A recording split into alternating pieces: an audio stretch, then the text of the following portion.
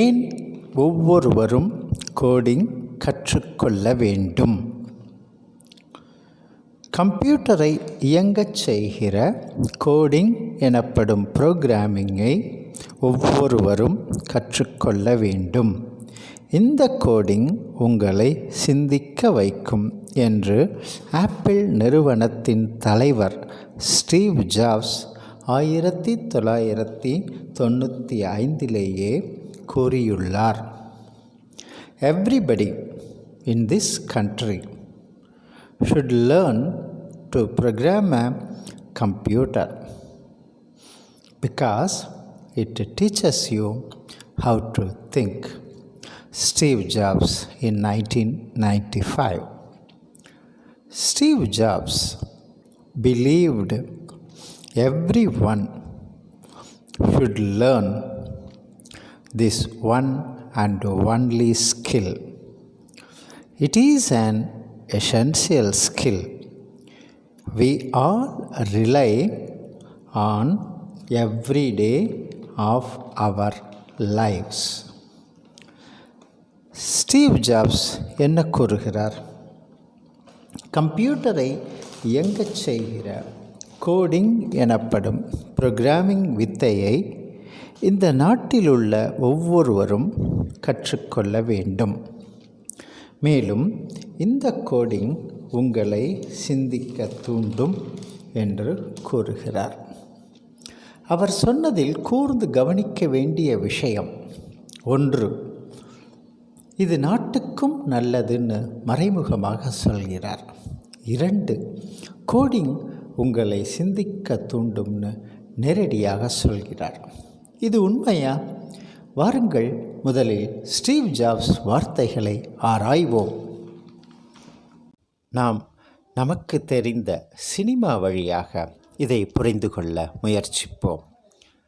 80களிலும் 90களின் ஆரம்பத்திலும் தமிழ் சினிமாவின் தவிர்க்க இயலாத அம்சம் மைக் மோகன்.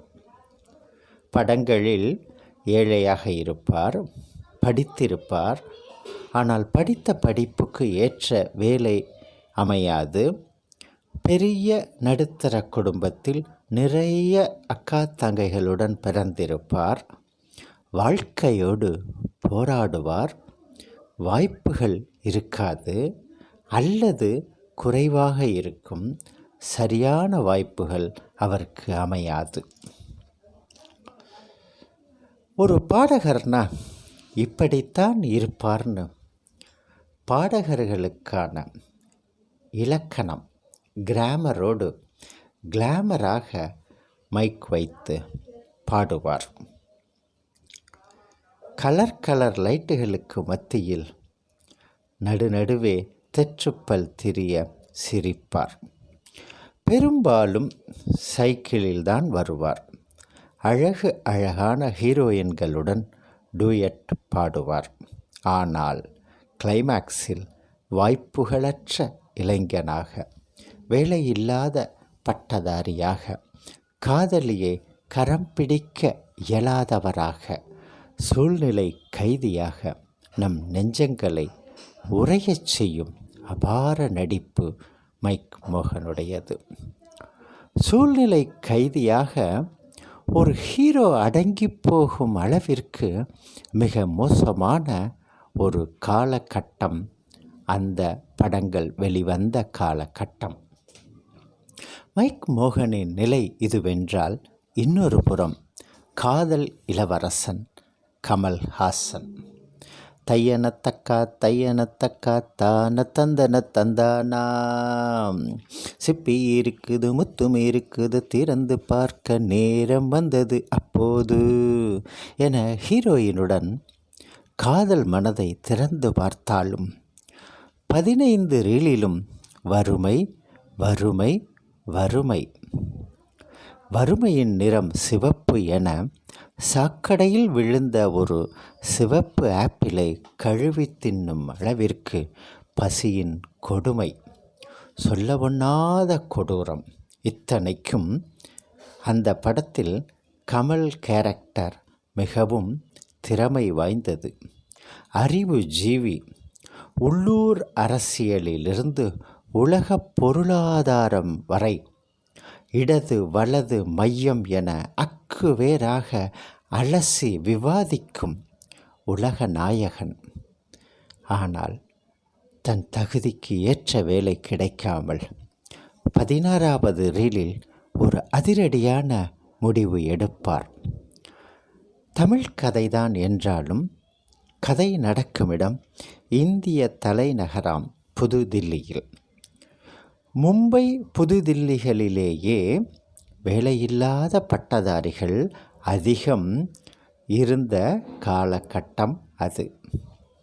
தனியொரு மனிதனுக்கு உணவில்லை எனில் இந்த ஜகத்தினை அழித்திடுவோம் என்று கமல் கோபமாக, விரக்தியின் இயலாமையாக ஒரு புறம் நடிக்க, இன்னொரு புறம் I want to be a someone I want to be a reach என்று மோகன் பாடிக்கொண்டே இருக்க, டிகிரியை முடித்தால்தானே வேலை கிடைக்கலன்னு பிரச்சனை.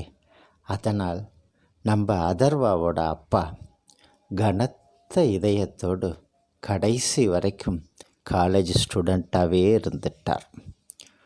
சினிமாக்கள் இந்த சமூகத்தை பிரதிபலிக்கிறது என்பது உண்மைதான்.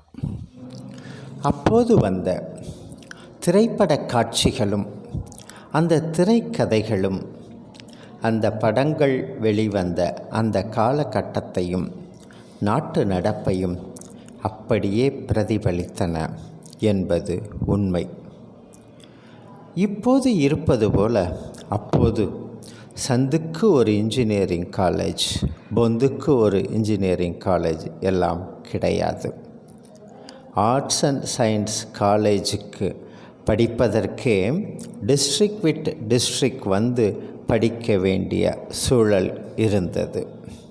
கல்லூரிகள் குறைவாக இருந்தாலும் மெக்காலே பிரபு கொண்டு வந்த இந்த கல்வி திட்டத்தில் படிக்கும் ஆர்வமும் மாணவர்களின் எண்ணிக்கையும் பெருகிய கால நேரம் அது. ஏதாவது ஒரு டிகிரியை வெற்றிகரமாக முடித்து கல்லூரியை விட்டு வெளியில் வந்த வேலையில்லா பட்டதாரிகளின் எண்ணிக்கை ஒருபுறம் அதிகமானது போலவே, மறுபுறம் ஏதாவது ஒரு டிகிரியை படித்தே ஆக வேண்டும் என்று கல்லூரிக்குள் நுழைந்த முதல் தலைமுறை பட்டதாரிகளின் எண்ணிக்கையும் அதிகரித்தது. எந்த அளவிற்கு அதிகரித்தது என்றால், ஆர்ட்ஸ் அண்ட் சயின்ஸ் காலேஜுகளை எல்லாம் இழுத்து மூடினால்தான் வேலையில்லா பட்டதாரிகளின் எண்ணிக்கையை குறைக்க முடியும் என்று கல்வி இயலாளர்கள் ஒன்று கூடி யோசனை சொல்லும் அளவிற்கு நிலைமை சென்றது. வேலை இல்லாதவர்களின் எண்ணிக்கை பெருகியது. வீட்டிற்கு ஒரு வேலையில்லா பட்டதாரியாவது இருந்த காலகட்டம் அது. ஏதோ ஒரு மன்னன் உலகத்தில் நடந்த முக்கிய சம்பவங்கள், சரித்திரங்கள் எல்லாவற்றையும் தொகுத்தானாம். ஒரு மிகப்பெரிய குழு இந்த வேலையை செய்து அந்த ராஜாவிடம் ஒற்றை வரியில் ஓர் ஆராய்ச்சி முடிவை சொன்னார்களாம். அதாகப்பட்டது, ஓ ராஜாவே, whenever this world gets darkest, the stars will appear. அதாவது, ஓ ராஜாவே, எப்பொழுதெல்லாம் இந்த உலகத்தை இருள் சூழ்ந்திருக்கிறதோ அப்பொழுதெல்லாம் நட்சத்திரங்களும் தோன்றின. அதே போல ஒரு காலச்சூழல் இந்தியாவில் உருவாகி கும் இருட்டில் கண் பார்வை மறைந்தபோது விடிவெள்ளியாக தோன்றிய ஒரு நட்சத்திர வாய்ப்புதான் கணிப்பொறி கோடிங் வேலை வாய்ப்புகள்.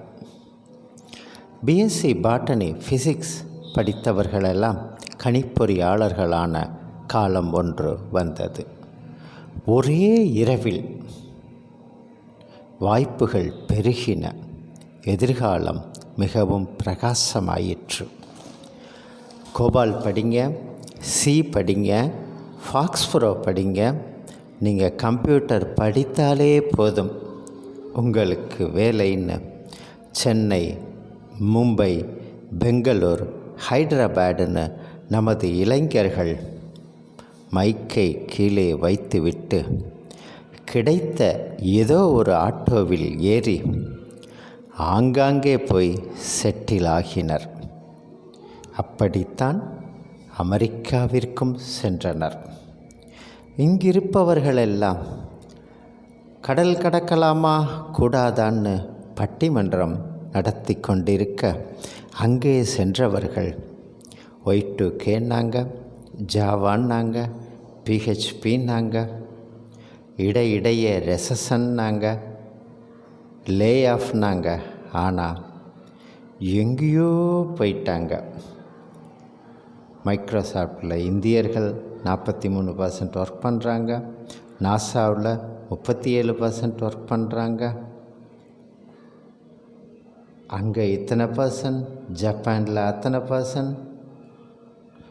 தீப்பிடிச்சு எரிய ஆரம்பிச்சுது. தீனா அப்படி ஒரு காட்டு தீ, ஊழி தீ, இந்தியாவின் வறுமை ஒழித்த தீ. எல்லாமே நல்ல விதமாக மாறிடுச்சு. அந்நிய செலாவணி கொட்ட ஆரம்பிச்சிடுச்சு. இந்தியாவிற்கு சுபிட்சம் வந்தது.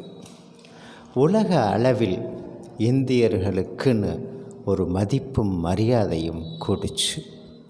இங்கிருந்து அங்கே சென்றவர்களும் தங்களுக்கு தெரிந்த அத்தனை கோடிங் வித்தைகளையும் கொட்டி குவிச்சு மற்றவர்களுக்கும் உதவி செய்து, இந்திய திருநாட்டுக்கும் உதவி செய்து, கோடிங் என்கிற ஒரே ஒரு விஷயத்தால் நாடு எங்கோ உயரே உயரே சென்று கொண்டிருக்கிறது. கொடுப்பவனே பெறுவான், உதவி செய்பவனே விரும்பியதை அடைவான் என்ற கருத்துகளுக்கு ஏற்ப தனி மனிதர்களும் உயரே உயரேன்னு வளர்ந்தார்கள். கோடிங் படித்த அவர்களால் இந்த நாடும் இன்னும்னு உச்சம் போய்கொண்டிருக்கிறது. இன்றளவிற்கு வருமானம், சாஃப்ட்வேர் வருமானம் குறையவில்லை, குறையவும் குறையாது. எல்லாவற்றிற்கும் மேலாக கிழக்கு பகுதியில் உள்ள இறைவனின் அருளாலும் கொடைத்தன்மையாலும் பூரண ஆசியினாலும் நம்முடைய இன்னர் குரோத் பெருகுகிறது. மேற்கு பகுதி கூகுள் ஆண்டவர்களின் தொழில்நுட்ப ஆசியினால் அவுட்டர் குரோத்தும் பெருகுகிறது. ஆக ஸ்டீவ் ஜாப்ஸ் சொன்னது போலவே ஒரு நாட்டில் இருக்கிற அனைவருமே கோடிங் படிக்க வேண்டும் என்பது உண்மையே. மிக கொஞ்ச பேர் படித்ததனாலேயே இந்தியா இவ்வளவு பெரிய வளர்ச்சியை அடைந்திருக்கிறது. இன்னும் எல்லோருமே படித்துவிட்டால் அசுர வளர்ச்சி தான். ஸ்டீவ் ஜாப்ஸ் கூற்றின்படி கோடிங் படிப்பதால் ஒரு நாடு எவ்வளவு வளர்ச்சி அடையும்னு தெரிஞ்சுக்கிட்டோம். கோடிங் படிப்பதால் தனிமனித வளர்ச்சி எவ்வாறு இருக்கும்னு அடுத்த வீடியோவில் பார்ப்போம். விஸ்வா சாஃப்ட்வேர் காலேஜின் இந்த வீடியோ பதிவு உங்களுக்கு பிடித்திருப்பின் தயவு செய்து சப்ஸ்கிரைப் செய்யுங்கள். மற்றவர்களுக்கும் இதை ஷேர் செய்யுங்கள். இந்த வீடியோவில் உங்களுக்கு மாற்று கருத்து இருப்பின் அல்லது ஒத்த கருத்து இருப்பின் கீழே கமெண்டில் பதிவு செய்யுங்கள். விவாதிப்போம் அல்லது உங்களால் நாங்கள் உற்சாகம் பெறுவோம். உங்களது உற்சாகம் மூட்டும் செயல் மேலும் மேலும் நிறைய வீடியோக்கள் செய்யும் பலத்தை எங்களுக்கு தரும். நன்றி. மீண்டும் அடுத்த வீடியோவில் சந்திக்கும் வரை வணக்கம். Viswa software college.